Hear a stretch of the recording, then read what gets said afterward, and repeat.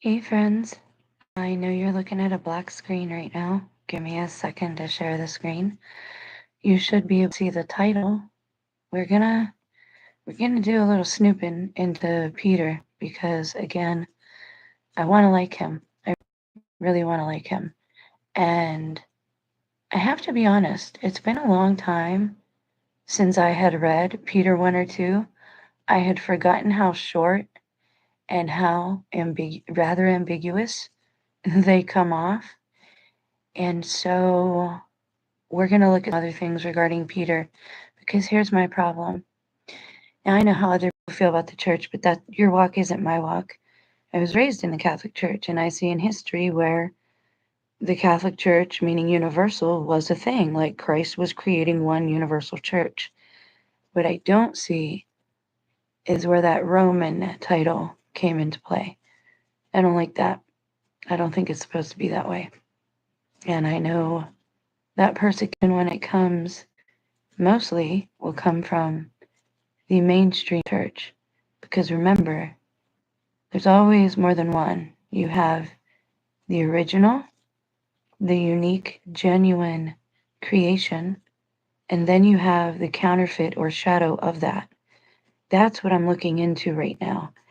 So, as much as I love the doctrine and the way that I was raised and the ritual of it all, uh, I got questions that I need answered. And I don't know if anyone will show up as I'm creating this. Caroline Levitt. I don't know, since they got rid of soap operas, it seems like the new thing is let's have a speech every afternoon from our White House. That used to be only done for emergencies. And now they've gotten people so used to that that when it does happen for an emergency, nobody's going to be paying attention. I feel like that's one of the stories we're living in right now. In case you've never heard it or you live under a rock, it's the story of the boy who cried wolf. And yes, sorry guys, it is the boy who cried wolf, not the girl. And I feel like we're seeing that a lot. But anyways, there seems to be a shadow of everything. Little girl, quit digging into my bed. Stop it. You little weasel. Stop it, sweet potato. So there's a shadow of everything, right? There's a counterfeit of everything. And sometimes, as most forgers know, and I know this from studying art and jewelry and coins back in the day and stamps, just because that was something I was into, that's one of the areas where I've dwelt too is looking at originals and the original creations and comparing them to the forgeries or the mock-ups or the makeups, right? And so that's what I'm doing. I see Peter was an apostle, but I see that he didn't understand things all the time on a spiritual level. Everything was very material plane to him. Of course, Christ loved him. I'm not denying that at all in the least. He was beloved like we all are. Um, but when the church started, I do believe Christ had the idea of starting one church. But that famous verse about building his church on the rock, I don't think that's what was meant by that. And again, with all due respect to church fathers, I'm no seminarian. I'm no theologian. I readily admit to that. Girl, stop it. If you're gonna share in here, this is Sammy's space. You can leave if you're gonna be mean. I apologize. And yes, they understand English. I'm convinced. um, and even if they don't, I'll lie to myself. I still do that from time to time. So Christ had the idea of starting this original, one universal church. And he said, upon this rock I shall build my church. But nobody ever looks at the visuals. Okay, he's talking to Peter when he says that. I talk to you right now, right? I am talking to the audience. But what is my subject? My subject is Peter. Christ was talking to Peter. His subject was the church. That didn't mean that the church was supposed to come under Peter's headship. And I know that, again, with all due respect, I'm not trying to say that I know more than church fathers, like at all. That's not what I'm saying. But I am saying that a little common sense goes a long way, and that appropriation of Christ happened long before racial appropriation happened. I mean, just look at it today. Everybody wants Christ. Hebrew Israelites insist that he's of a dark skin tone, right? And then you have others, the Mormons, making images of him with blondish hair and blue eyes because that's what they look like, right? This Aryan master race thing going on. Everybody is appropriating him and saying he was here, he was there, he was ours, he was here first. We've got to stop with that, because that was the whole point. He is everybody's. He's everybody's, and we are his. That was the whole point, was to get everybody together. It didn't, all that mattered, it did not matter. And that's the thing I don't understand about these traditionalists. And yes, I am in love with the traditional Latin Mass. I'm not going to deny that. But this whole, I'm going to stick to tradition just because that's the way it's always been done, that doesn't mean it's right. When he said, I'm going to build my church upon this rock, where were they standing? They were talking about hell. They were in the desert and there was a craggy, they were at a specific point. And when I talk about the Bible being a map, that's what I'm referring to. I think Christ was literally talking about, my church is going to be the capstone over hell, and hell shall not prevail over it.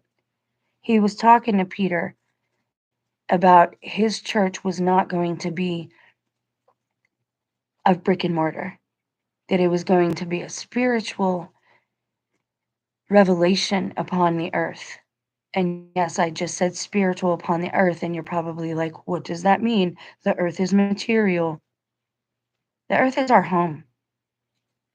Eden is our home. It's where God placed us. God came down here every night to visit us. So again, some of us are listening to bad teachers. Will some get taken up to heaven? Enoch is there now. I'm convinced he is still there. Probably, unless he's down here doing work for the Lord. Because you can always come down, but getting up, you need someone to pull you up there. And that's what Christ is for.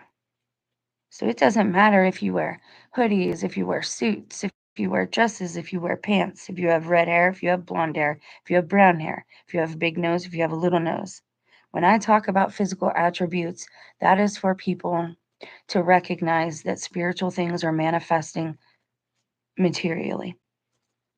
But I believe that when Christ said, I will build my church upon this rock, and hell shall not prevail,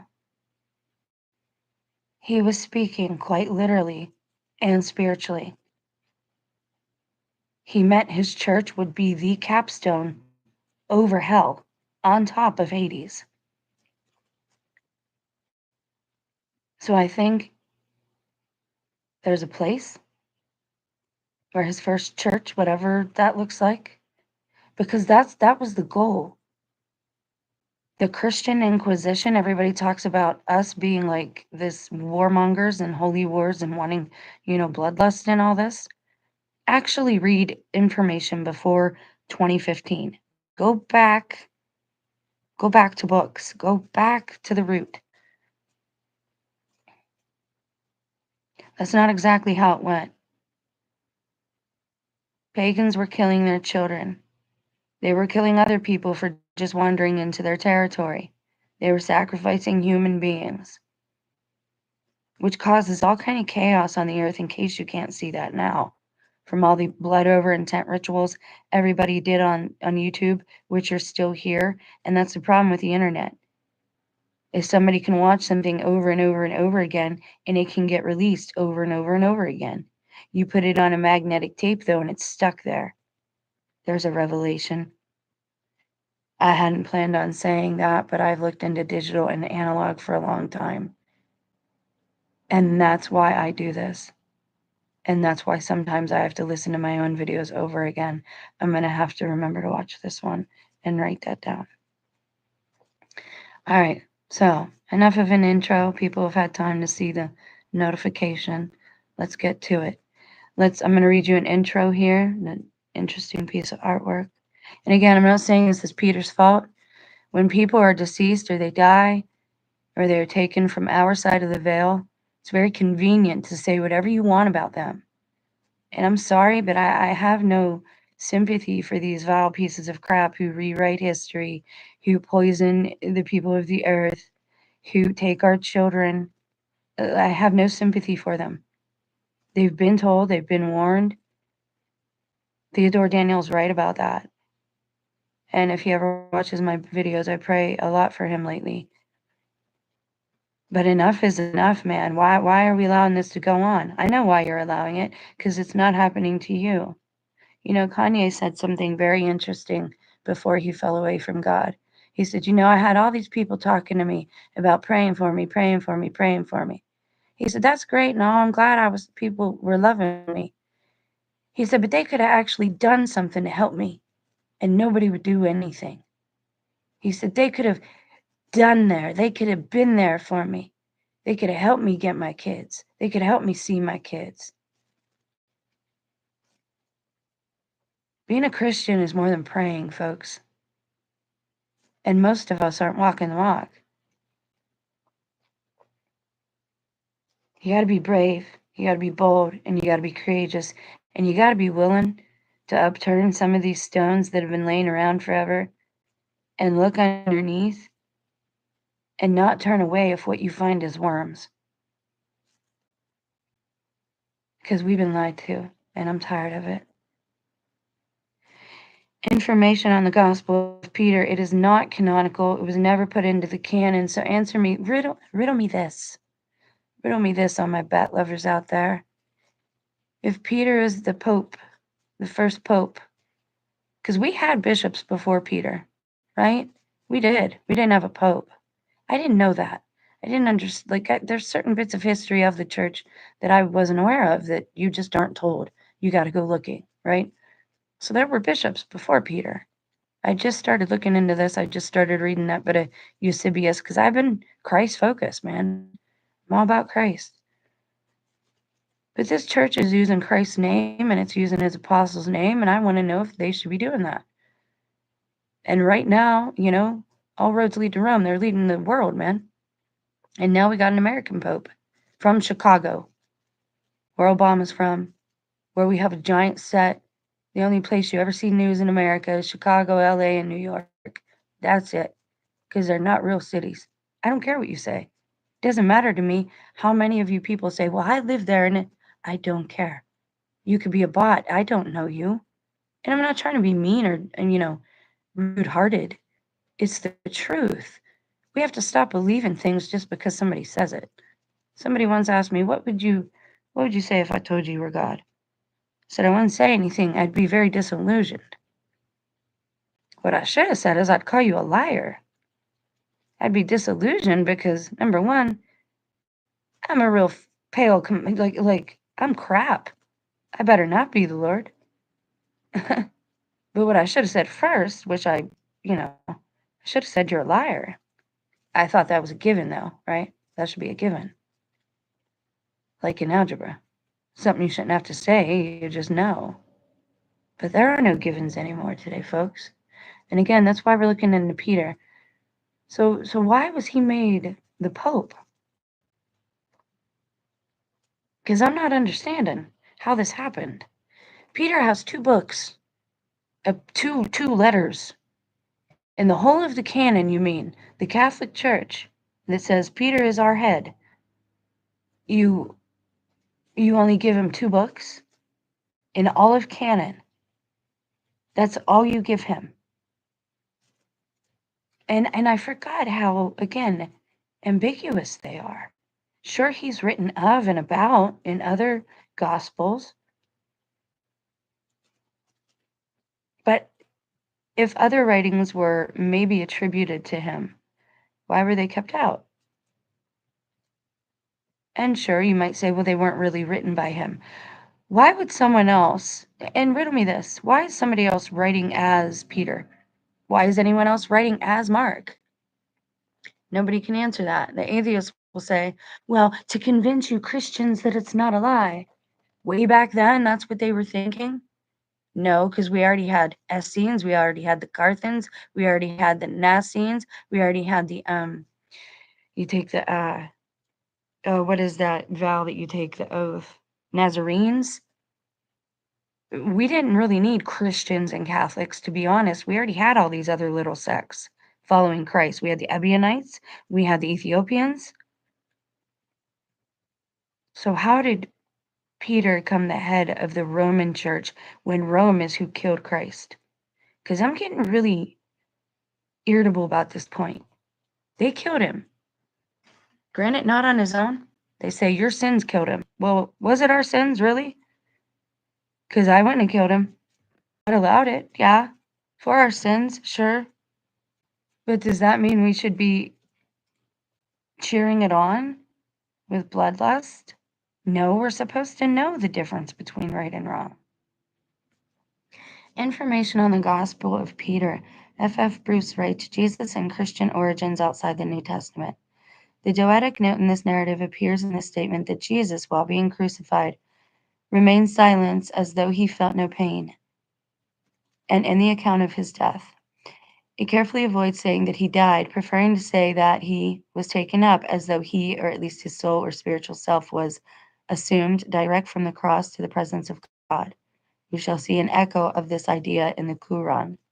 Then the cry of dereliction is reproduced in a form which suggests that, at that moment, his divine power left the bodily shell in which it had taken up temporary residence. Short hold. Okay, so this is something we are always going to debate upon until it's time for us. We're always going to debate upon how this happens. We're always going to use different words for the assumption of Mary, the assumption of Enoch, the ascension of Enoch. They mean the same thing. So let's not, let's pick our battles wisely, folks. Let's not get tripped up by words. This is why I always promote the use of like dictionaries and etymological tools. F. Bruce continues, apart from its doetic tendency, the most striking feature of the narrative is its complete exoneration of Pilate from all responsibility for the crucifixion of Jesus. And again, this is why truth matters. Because even though God knows, imagine this. Okay, God knows, let's say this is true. God knows that Pilate washed his hands. We know that he's innocent, right? So who cares if history is blaming Pilate? Well, that's the crux of the fallen. They're wicked principalities. They are over our geographical areas. And so the problem with this is that if they get us into a state we are falsely accusing these people, especially if they have been assumed up or they are on the other side of the veil and they are beloved of the Lord, if they get us falsely accusing them, which is strange again. Epstein looks a lot like Andrew Jackson. He has a Jewish temple on his island, and they're using his face as a child harmer. What do you think they said about Christ, guys? Do you think that they actually said, well, he's giving you freedom, so we're going to kill him? No, they probably whispered very heinous things about him and the apostles at that time that we just don't know about right now. They would not have told him, we don't want to hear your truth. Your truth hurts our ears. You convict our conscience. We don't want you acting as our Jiminy Cricket. How do I know this? Because I live in a situation that's like that. I know that when I say certain things that I am the Jiminy Cricket in this household and that they don't want to hear it. And that's why it's dangerous for me. They want to shut my voice off because of that. And they don't even realize it. I realize it because I know the Bible. So if the fallen wicked principalities get us into a position where we are falsely accusing people that are beloved to the Lord, whether they are on this side of the veil or not, this is why I tell you to be careful with celebrities, because we don't know them. All right, now if they are blatantly being, immodest and things like that, we can use them for an example of what not to do, right? Be wise. Quit being dumbed down by the world. I know you want to fit in. I do too. I know you want to be liked. Who doesn't? But at what cost? Because you forget really quickly.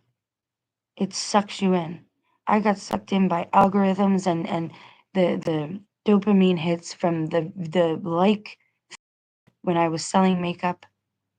Now it's not about that for me. I would still do lifestyle posts about food for you guys if I thought you cared, but attention to them. I'm not going to waste my valuable currency, which is time, doing things that people pay no attention to. And again, I have to mention food because we're talking about the gospel and it's always mentioned. I'm not maligning anybody. I'm saying in my walk, I cannot do any more harm. In my walk, I know that when a certain thing is consumed, it makes a heart rate go up. And what happens when your heart rate goes up? Your face gets red, you sweat, and you get angry. Okay? I know this. And all my disclaimers are in the description box. I'm not a doctor. This is not medical advice. Every adult in America knows this because of how unhealthy we are. We know what that means. And it's also because while it may have been okay in Christ's time and he may have partaken, I am not Christ. The spirit of these animals passing in the way that they're passing in the slaughterhouses, Christ would never have condoned. Never. It's not the same as a shepherd on a family farm. It's nowhere near the same thing.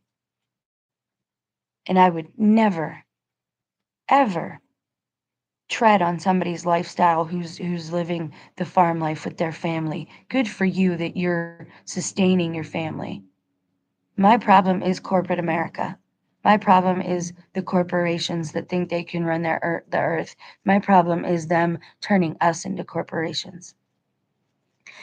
In the death of the Messiah, Raymond Brown maintains that the Gospel of Peter is dependent on the canonical Gospels by oral remembrance of the Gospels spoken in churches. The opinion of the Gospel of Peter is dependent upon the canonical Gospels directly is also a common one. Ron Cameron argues that the Gospel of Peter is independent of the canonical four others. He says it's good on its own. It stands on its own. Let's see why. Identification of the sources of the Gospel of Peter is a matter of considerable debate. However, the language used to portray the Passion provides a clue to the use of the sources, the character of the tradition, and the date of composition. Analysis reveals that the Passion narrative of the Gospel of Peter has been composed on the basis of references to the Jewish scriptures. The Gospel of Peter thus stands squarely in the tradition of exegesis, so exegetical interpretation of the Bible. Its sources of the Passion narrative is oral tradition, understood in the light of Scripture, interpreted within the wisdom movement. Native American Indians knew there were star people. How about when we read the gospel, instead of looking to them as being Egyptian or whatever in the way that we know it, let's look at them as being Native American Indians. Think of the Mayans. Think of the Egyptians, how much they had in common.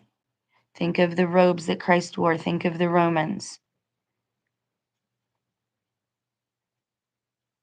Put this in the proper framework.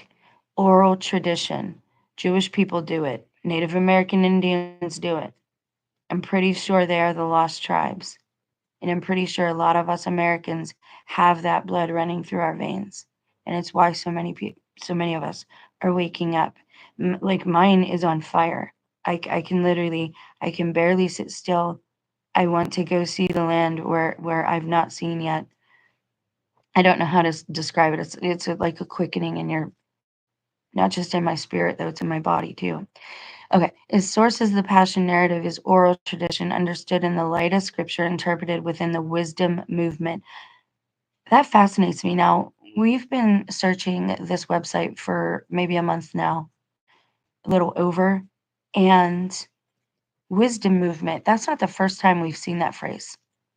I'm going to have to do like a little dive into that specific phrasing and see what it is. This accords with what we know of the confessions of the earliest believers in Jesus. In the beginning, belief in the suffering, death, burial, and resurrection of Jesus was simply the conviction that all this took place according to the scriptures. In utilizing scriptural references to compose the work, the Gospel of Peter shows no knowledge of the special material distinctive to each of the four Gospels now in the New Testament.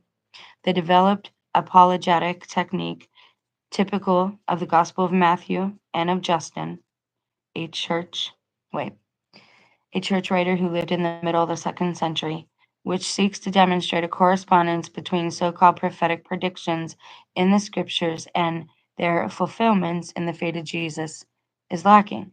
The use of quotation formulas to introduce scriptural citations is also absent. Hmm. So is Ron Cameron saying he doesn't think that he's the Messiah? That gets me a little lost.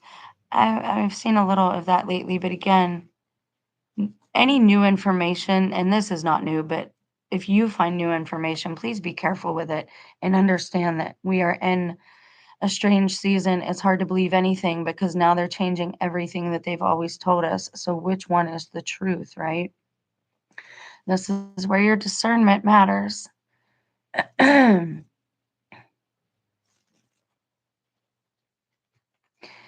was I? Okay. All of this suggests that it's independent. Its earliest possible data composition would be in the middle of the 1st century, which passion narratives first began to be compiled. The latest possible dates would be in the second half of the 2nd century, shortly before this gospel was used by the Christians at Rochas, and the copy discovered. And see, they condemned them at Rochas in Eusebius. I just read this. In Eusebius, they condemned those Christians, calling it heretical, and they took it away from them. They told them not to use it anymore. I'm not going to try and read that right now. I'll look it up. It is well known that the Passion narrative which Mark used originally circulated independently of his gospel. Wait, what? The Passion narrative which he used. Okay, I see. The Gospel of John demonstrates that different versions of this early Passion narrative were in circulation. It is possible that the Gospel of Peter used as a source similar to that preserved independently in Mark and John. The basic stories underlying the accounts of the Epiphany and the empty tomb are from critically discreet and probably very old. In fact, these stories are closely related to certain legendary accounts and apologetic fragments that intrude into the Gospel of the New Testament. The Gospel of Peter's exoneration of Pilate, the Roman procurator who had Jesus killed, and the accompanying anti-Jewish polemica are secondary additions to these primitive narratives, imported from a situation in which the Jesus movement was beginning to define itself in opposition to other Jewish communities. Interesting. Form criticism and redaction criticism indicate that the Gospel of Peter was dependent upon a number of sources, but it is quite possible that the document as we have it annotates the four Gospels of the New Testament and may have served as a source for their respective authors. So here's the crux of the problem. A lot of people outside of the church believe that it wasn't Mark and Matthew and Luke who wrote their books, that it was somebody who came along after and wrote those books. Continuing, the Gospel of Peter was probably composed in the second half of the 1st century, most likely in Western Syria. As such, it is the oldest extant writing produced and circulated under the authority of the Apostle Peter. The creation of a passion and resurrection narrative was the product of a community of believers who understood the ultimate activity of God to have taken place in their own time when the powers of unrighteousness and death were conquered by God's definitive act of raising the dead. Accordingly, the fate of Jesus is interpreted in the hindsight of scriptures as God's vindication of the suffering righteous one.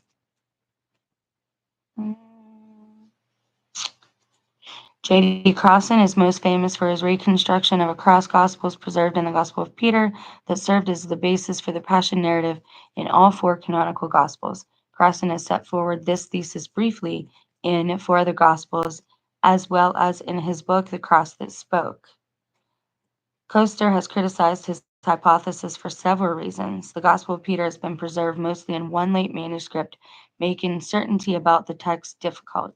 Crossan seems to underestimate the role of oral tradition and assigns all the Gospel materials to earlier non-canonical sources, right? And in oral tradition, there's a strong foundation that oral tradition actually works. Now, I know you're going to go against what I'm saying here. Let me explain. Remember in kindergarten where you play the game of telephone and everybody would whisper into each other's ears, and by the time you got to the end, everything was all jacked up? Well, I'm not saying that's not true, but I am saying that we are now looking back at everything we were taught and questioning it for a reason. Oral tradition among families was very strong because it wasn't like the game of telephone, because you would do it over and over and over again. You would retell these stories over and over and over again. And for example, the one elder that was going to pass along the story, to the next person who was going to be the keeper of the stories, he would make sure that that person knew them by heart, word for word. And when you didn't write and you didn't write on paper or anything, you had to make sure of these things. All right, so which translation do we want? Which translation is the resources? The gospel according to Peter. Like that's what I'm after. Sorry about the ad. All right, here we go. So this is the Gospel of Peter, rescued from the Seraphim files, allegedly. Okay? I'm not telling you it's true. I'm not telling you to accept, believe, or receive it. We're just investigating and exploring. Is the chat even working? Am I still live? Let's make sure. I don't want to waste my time. I don't like wasting time. It's a big bummer. It can be a bummer. Let's make sure. 33 minutes. Did it go off? Oh no. I'm still live, so why is it posted? 33 minutes ago. What is that? Oh boy. Anyways, we'll just keep going like we do, because that's what we do here.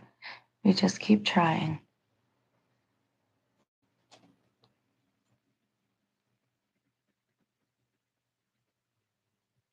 All right.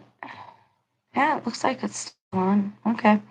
Rescued from the Seraphim files, but of the Jews none washed his hands, neither Herod nor any of his judges. Hold, please. We're not talking about actual hand washing here. They're talking about Herod and the judges and Pilate. They're talking about washing your hands of a task, right?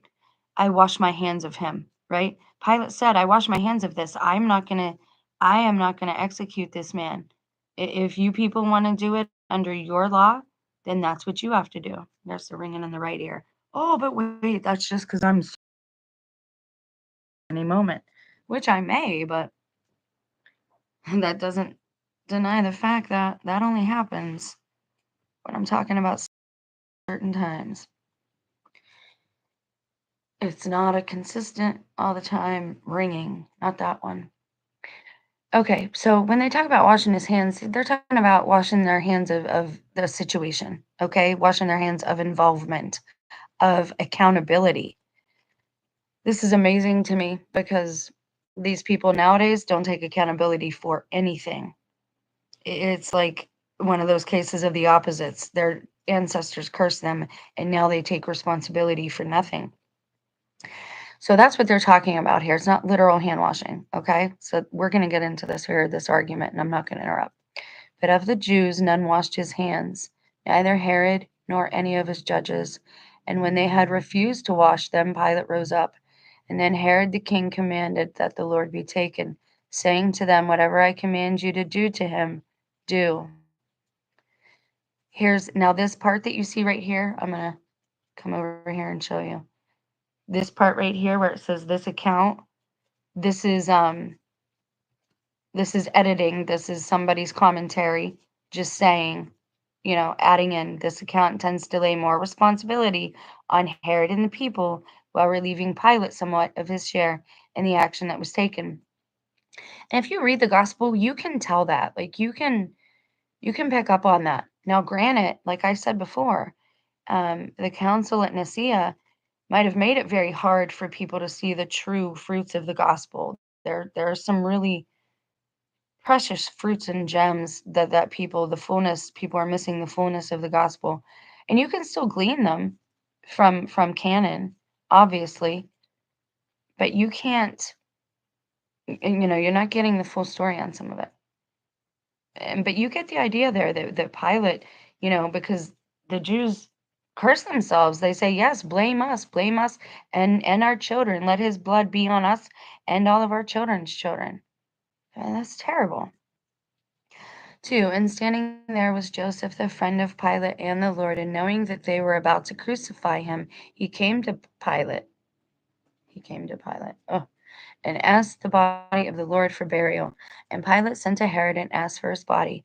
And Herod said, "Brother Pilate, even if no one asked for him, we purpose to bury him, especially as the Sabbath draws on. For it is written in the law that the sun should not set upon one who has been put to death." And he delivered him to the people on the day before their feast of unleavened bread. And they took the Lord and pushed him as they ran, and said, "Let us drag away the Son of God, having obtained power over him." And they clothed him with purple and set him on the seat of judgment, saying, "Judge righteously, O King of Israel." And one of them brought a crown of thorns and put it on the head of the Lord. And others stood and spat in his eyes. Others smote his cheeks. Others pricked him with a reed. And some whipped him, saying, "With his honor, let us honor the Son of God." Hold, please, because I want to go to the other version, I think. Mm.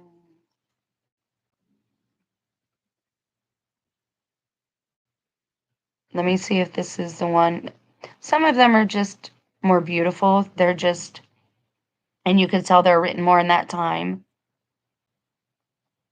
Uh, Having obtained patent, yeah. Okay, let's read this one because it has a few things in it. And again, they give you, and I like that, they offer you on this website a few different, and again, you have this problem with editing. And the reason you have this problem is because there is no copyright on the Bible. So everybody's changing things and editing them as they please. This is the big problem with digital anything. This is why the internet is the Wild West still, because copyright is a big problem. And it's killing artistry. Like, I'm so defeated lately over it all. It's like, why even try? Who's going to want to, like, why create art if there's no one to look at it? And if people just want to destroy it? Why write if there's no one to read, anyways? I don't know. I guess we go through dry seasons like this. Okay, so let's go through this one because it seems to be written a little better. But of the Jews, none washed his hands, neither Herod nor any of his judges. Make sure that this one transferred. It did. And when they had refused to wash them, Pilate rose up, and then Herod the king commanded that the Lord be taken, saying to them, "What things soever I command you to do unto him, do." And there was standing there Joseph, the friend of Pilate and of the Lord. And no, see, Pilate had a common friend with the Lord, okay? And knowing that they were about to crucify him, he came to Pilate and asked the body of the Lord for burial. And Pilate sent to Herod and asked his body. And Herod said, "Brother Pilate, even if no one had asked for him, we purpose to bury him, especially as the Sabbath draweth on. For it is written in the law that the sun set not upon one that hath been put to death." That's in the law. Again, I don't think we're supposed to be burying people. God, how many times did God raise Adam and Eve up over and over and over again?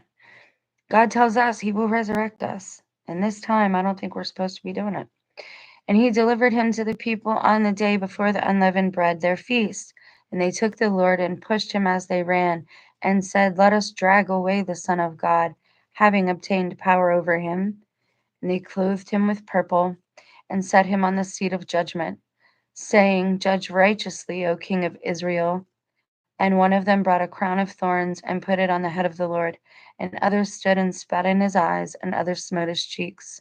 Others pricked him with a reed, and some scourged him, saying, With this honor let us honor the Son of God. Hold, please. Did you guys see Trump's visit over to Arabia? Did you see all the purple ties and the purple, instead of a red carpet, it was a purple carpet when he got out of the plane? Yeah, that's a Masonic and very disrespectful to the true royalty, which is Christ, but whatever. I love that color so much. And they brought two malefactors, and they crucified the Lord between them. But he held his peace as though having no pain. And when they had raised the cross, they wrote the title, This is the King of Israel. And having set his garments before him, they parted them among them, and cast lots for them. And one of those malefactors reproached them, saying, We for the evils that we have done have suffered thus, but this man, who hath become the Saviour of men, what wrong hath he done to you? And they, being angered at him, commanded that his legs should not be broken, that he might die in torment. And it was noon, and darkness came over all Judea. And they were troubled and distressed, lest the sun had set whilst he was yet alive. For it is written for them that the sun set not on him that hath been put to death. And one of them said, Give him to drink gall with vinegar. And they mixed and gave him to drink, and fulfilled all things, and accomplished their sins against their own head. Hold, please. They're saying that he fulfilled all things there with the drinking of the vinegar and the gall is because of the Psalm of David. I want to say it's 153, but there's a lot of Psalms. I could be wrong about that. Again, assigning things properly that way is not my strong suit. But I do know that it's in a Psalm. We've talked about this. There's a video up my list called What Christ and Max Spears Have in Common, and it's vinegar. And the beings here with us now, they do not like vinegar. Uh, yeah, anyways, some of them do not like vinegar, and they do not tolerate lavender either. But that's why they're saying that all things have been fulfilled, because the prophecy from that psalm has come to pass now. Okay. And many went about with lamps, supposing that it was night, and fell down. And the Lord cried out, saying, my power, thou hast forsaken me. And when he had said it, he was taken up. And in that hour the veil of the temple of Jerusalem was rent in twain. It was torn in two. And then they drew out the nails from the hands of the Lord, and laid him upon the earth. And the whole earth quaked, and great fear arose. I'm going to have to do a warning video about the possibility of a quake in Ohio. And in fact, I might tack that onto the end of this, because we had one of those strange inky things in the sky. And sometimes that's a precursor to an earthquake. Of course, I just said it here, so I might just tack it onto the title. All right, continuing on. And the whole earthquake and the great fear arose. Then the sun shone, and it was found the 9th hour, and the Jews rejoiced, and gave his body to Joseph, that he might bury it, since he had seen what good things he had done. And he took the Lord, and washed him, and rolled him in a linen cloth, and brought him into his own tomb, which was called the Garden of Joseph. Then the Jews and the elders and the priests, perceiving what evil they had done to themselves, began to lament and to say, Woe for our sins, the judgment hath drawn nigh, and the end of Jerusalem. Hold, please.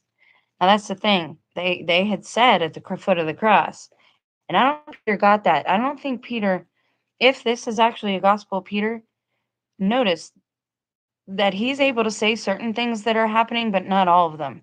Peter denied the Lord 3 times the night before this all happened. I don't think he can bear seeing the Lord die. I think he loved him to the point of selfishness. He didn't want to see him sacrificed. He didn't want to see him go. He didn't want to see him shared with the other apostles very much. He was arguing with Mary Magdalena sometimes. I don't think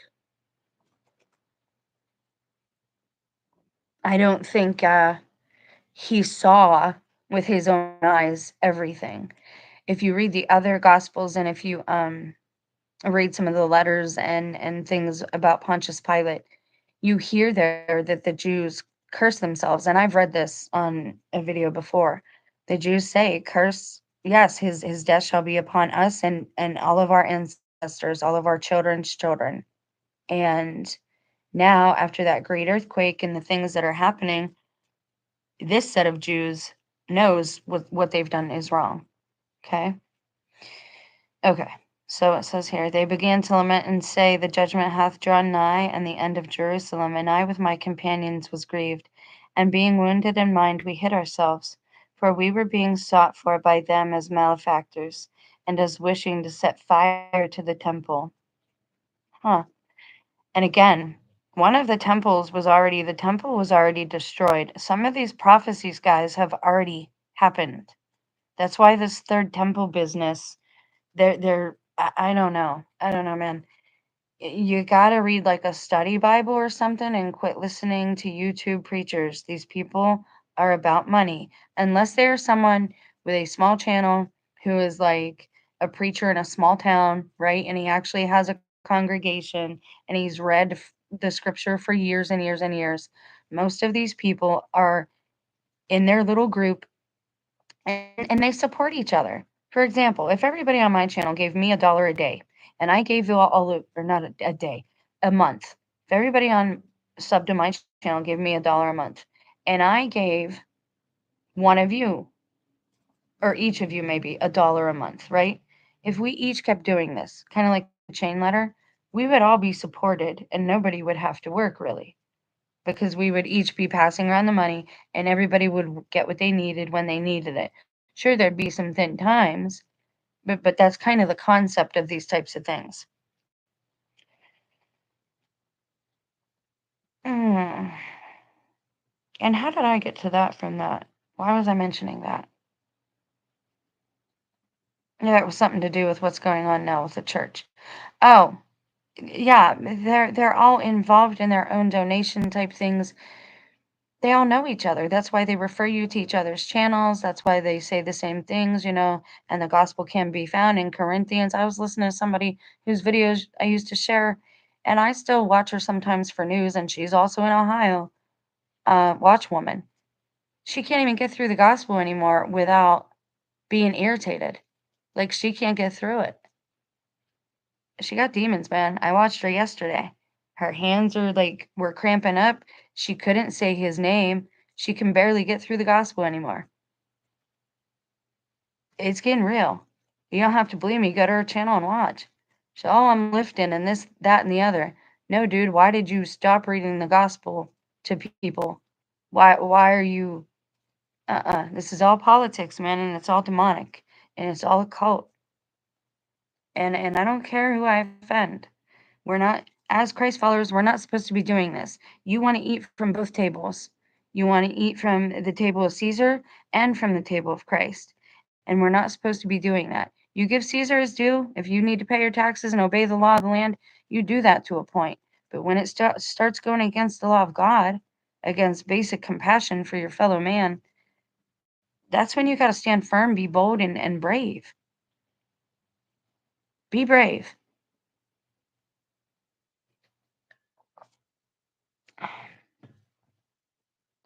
And I with my companions, this is Peter speaking, was grieved, and being wounded in mind, we hid ourselves, for we were being sought by them as malefactors, as criminals, and as wishing to set fire to the temple. That's how I got there, because we were talking about the temples.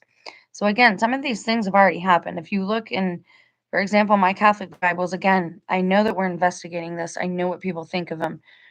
but they have excellent records. And again, you can glean truth. Sometimes you got to take this is true, that isn't true. This is true, that isn't true, right? When you're studying for a research paper, you do the same thing. You take bits from this book, bits from that book, bits from this book, and then you and what you believe and what you think. Don't allow anybody else to frame your beliefs for you or your faith, your personal walk, your lifestyle, any of it. Do it yourself. Do the work yourself, physical and spiritual work. And people say, why do people say that? Why do they keep saying do the work? Because you need to do the work. And what does that mean? However you get saved. Do you have bad habits? Get rid of them. How do you get rid of bad habits? You deny yourself. It's hard.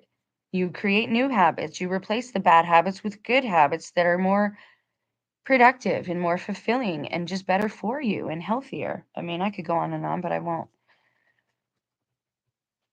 But the scribes and Pharisees and elders being gathered together one with another, when they heard that all the people murmured and beat their breasts, saying, if by his death these most mighty signs have come to pass, see how righteous he is.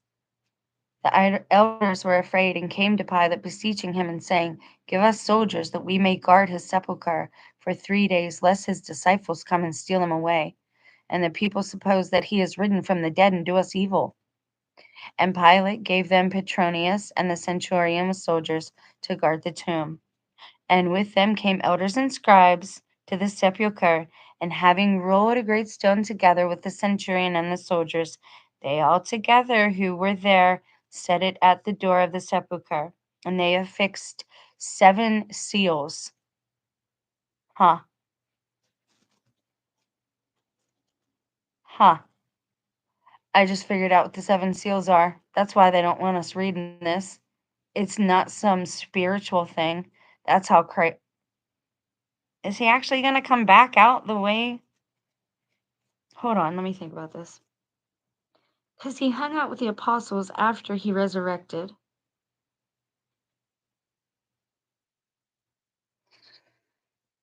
This is fascinating. Fascinating stuff.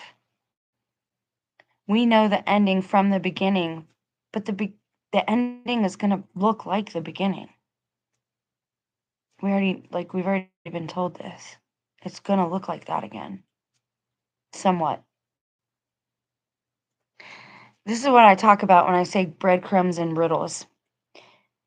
7 seals, and they pitched a tent there and guarded it. And early in the morning, as the Sabbath was drawing on, there came a multitude from Jerusalem and the region round about, that they might see the sepulchre that was sealed. 0 isn't a number, and in gematria, it doesn't really, it's just a placeholder. It doesn't always mean anything. I just wonder how much time has really passed. Huh.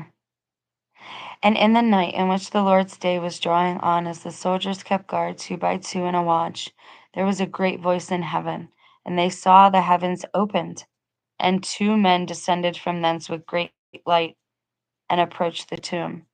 And that stone which was put at the door rolled of itself and made way in part, and the tomb was opened, and both the young men entered in. When therefore those soldiers saw it, they awakened the centurion and the elders, for they too were hard by keeping guard. And as they declared what things they had seen, again they see 3 men come forth from the tomb, and 2 of them supporting one, and a cross following them. And of the 2 the head reached unto the heaven, but the head of him that was led by them overpassed the heavens. And they heard a voice from the heavens saying, thou hast preached to them that sleep. And a response was heard from the cross, yeah. So that's God. That's the voice of the Father in heaven saying to the cross of Christ, you've preached to the prisoners in hell. You've preached to those who were quote unquote sleep, dead. You've preached to the dead. Yep, I've preached to the dead. Because they said a cross came following. This is so wild. Biblical times, man. They therefore considered one with another whether to go away and show these things to Pilate. And while they yet thought thereon, the heavens again are seen to open, and a certain man to descend and enter into the sepulchre. And the centurion and they that were with him saw these things. They hastened into the night to Pilate, leaving the tomb which they were watching, and declared all things which they had seen, being greatly distressed, and saying, Truly he was the Son of God. Pilate answered and said, I am pure from the blood of the Son of God, but it was who determined this. Then they all drew near and besought him and entreated him to command the centurion and the soldiers to say nothing of the things which they had seen. For it is better, say they, for us to be guilty of the greatest sin before God, and not to fall into the hands of the people of the Jews, and to be stoned. Pilate therefore commanded the centurion and the soldiers to say nothing. And at dawn upon the Lord's day, Mary Magdalene, a disciple of the Lord, fearing because of the Jews, since they were burning with wrath, had not done at the Lord's sepulchre the things which women are wont to do for those that die, and for those that are beloved by them.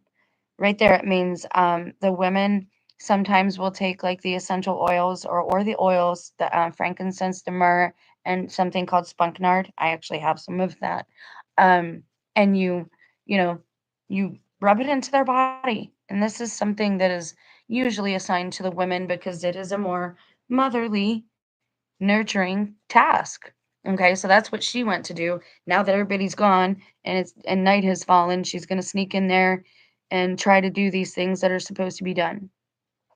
She took her friends with her, which are probably Salome and the other Mary, Lazarus' sister, and came to the sepulchre where he was laid.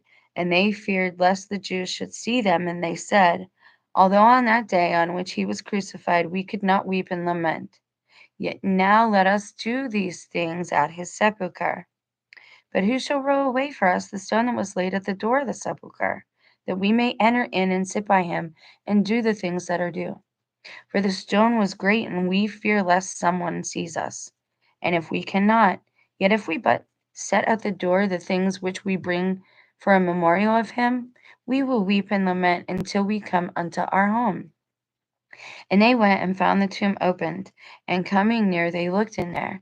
And they see there a certain young man sitting in the midst of the tomb, beautiful and clothed in a robe exceeding bright, who said to them, Wherefore are ye come? Whom seek ye? Him that was crucified? He is risen and gone. But if ye believe not, look in and see the place where he lay, that he is not here, for he is risen and gone thither, whence he was sent. Then the woman feared and fled. Now it was the last day of unleavened bread, and many were going forth, returning to their homes as the feast ended. But we, the 12 disciples of the Lord, wept and were grieved, and each one being grieved for that which was come to pass, departed to his home. But I, Simon Peter, and Andrew my brother, took our nets and went to the sea.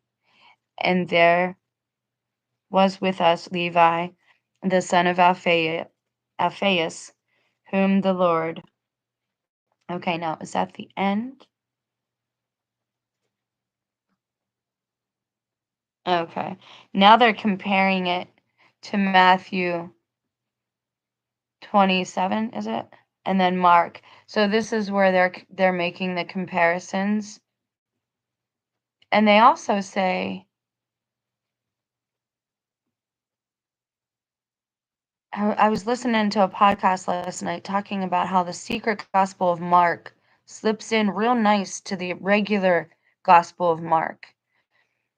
And there's some question in there because it talks about nudity. But people have to understand nudity was related to purity back then.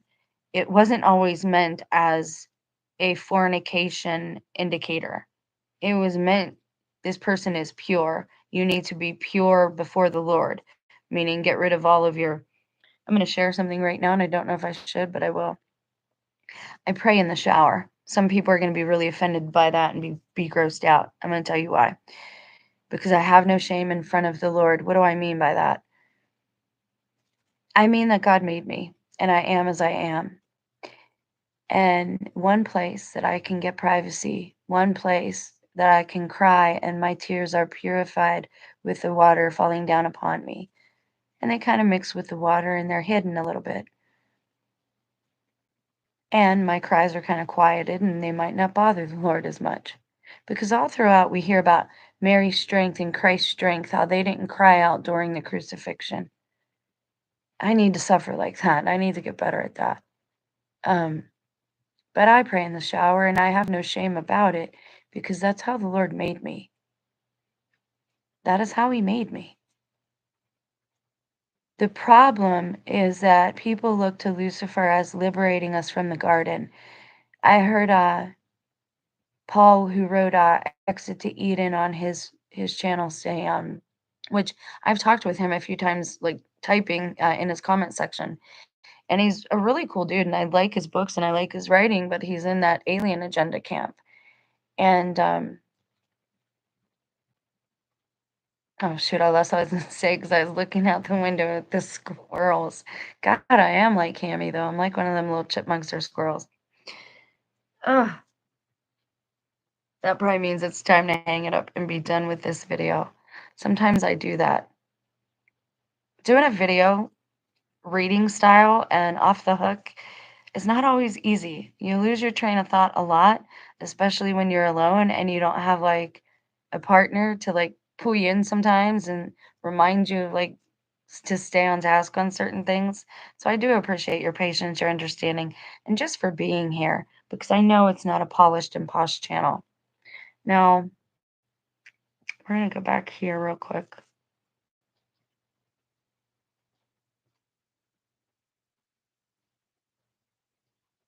Greek text. So is that in Greek? So there's his. This is kind of what I want to see real quick. Patristic references to the Gospel of Peter. The following is transcribed by M.R. James. Oh, the thing about us being naked and Lucifer and in the garden. I meant to say that it's not as if, Paul, he tried to say, well, we were ignorant. We didn't even know that we were naked. We were free. We didn't have to know we were naked. There was no shame in it. That's the whole point. At this point in time, yes, more people need to remember to be ashamed of their behavior. And by behavior, I mean the way in which they treat their own bodies and each other's bodies and the way in which we talk to each other and treat each other's hearts. But shame as in like how God made you, there shouldn't be any shame in that. And unfortunately, that's all there is shame in now. Nobody wants to be how God made them, and that's sad. Okay, here I place the notices of it that are found in the church writers. There are but three. Origen on Matthew X17, they of Nazareth thought that Jesus was the son of Joseph and Mary, but the brothers of Jesus, some, founding on tradition of the gospel entitled According to Peter, or the book of James, say were sons of Joseph by a former wife who had lived with him before Mary. Wouldn't that still make them his brothers, though? And see, here's the crux of the thing. Either way, they're his brothers, right? They're either his brothers in spirit because they're his apostles, but they're his brothers because they're hanging out, they're having fellowship, they're breaking bread together, so they're his brothers, even if they're not blood brothers. Okay. Were sons of Joseph by a former wife. The book James is the so-called Proto-Evangelium given below. Ooh, Proto-Evangelium. There's a whole channel that I've been sharing videos on about that. So-called Proto-Evangelium. Okay, all right. Eusebius, Ecclesiastical History, 612.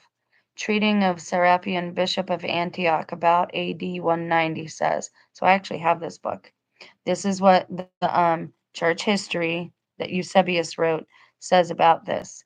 There's another treatise composed by him about the gospel called According to Peter, which he drew up to expose the false statements contained in it for the benefit of some members of the church at Rochas, who by the means of the aforesaid book had succumbed to unorthodox doctrine.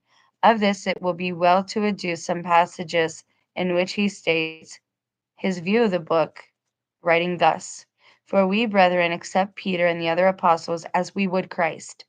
But as experienced men, we repudiate what is falsely written under their name, knowing that we have not had any such things delivered to us.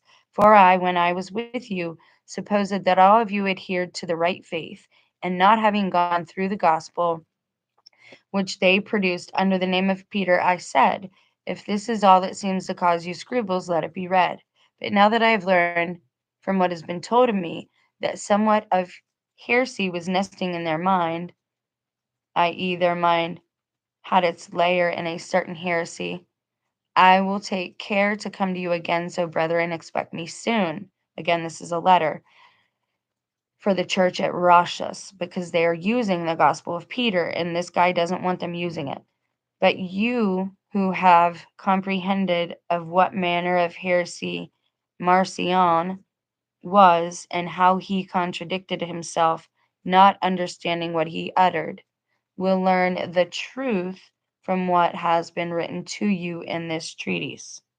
For we have been enabled to borrow this very gospel from others who used it, namely the successors of those who were its authors, those who began it, whom we call docere, seamers, for most of their notions belong to that school, and to go through it and to find that most of it is of the right teaching of the Savior, but some things are adventitious, a list of which we have drawn up. Eusebius also names the gospel with Acts, Apocalypse, and preaching of Peter as a writing not handed down among the Catholic scriptures and not used as testimony by ancient or modern church writers.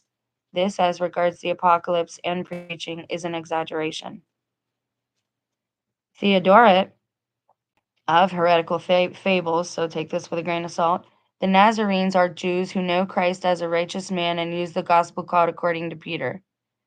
What we know of the gospel and of the Nazarenes forbids us to give credence to this statement. The Nazarenes are Jews who know Christ as a righteous man and use the gospel called according to Peter. Yeah, I don't know if I'd agree with any of that. Some people say, see, that's what I mean about this appropriation. Everybody's saying Christ is ours, Christ is ours, Christ is ours. And I worry that they're saying that because they're using him as a cover. Because don't you always want to cover your sin? It's always the ones pointing the finger that are the guilty ones. So are all these people saying, I'm the Jew, we're the true Jews, we're the true Jews, we're the Hebrew Israelites, we're the real Nazarenes, we're the ones who actually have Christ. Like, it makes me really concerned that these are the sons and daughters of perdition, those ones. Ugh, this is frustrating. Like, I just want the truth, man. All right, so I don't know if we should. That makes me concerned. Like, I don't want to pass along heresy, but at the same time, do you believe it's heresy just because somebody else says it is? And I know that might sound ridiculous to some people. All right, can we get to the preaching of Peter? I want to know what that looks like. I want to kind of discern for myself and take it to the Lord.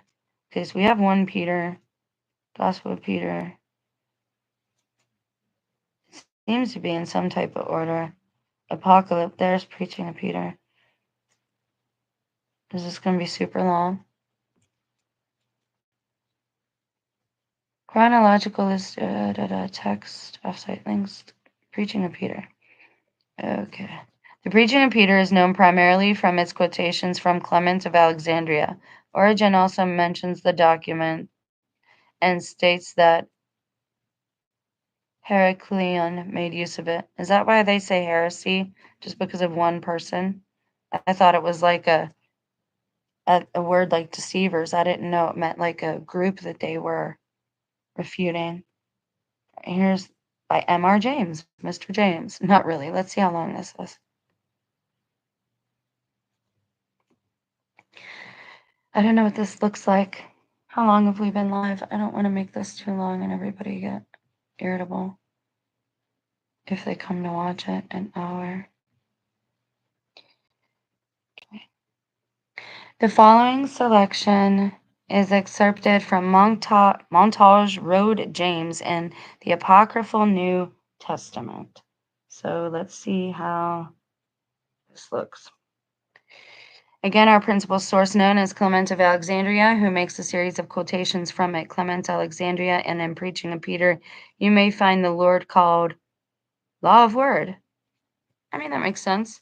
Twice again, he quotes this phrase.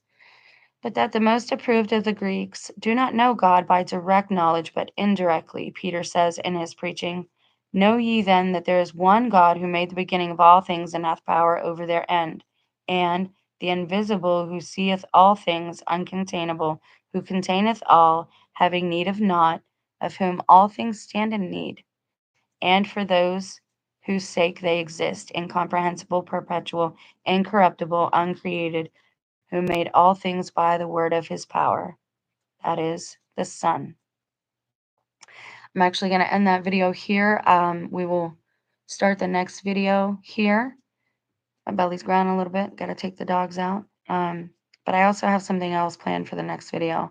So I will see you guys tomorrow, hopefully, God willing. You have a blessed day. If you came to enjoy this with me, I thank you. God bless you.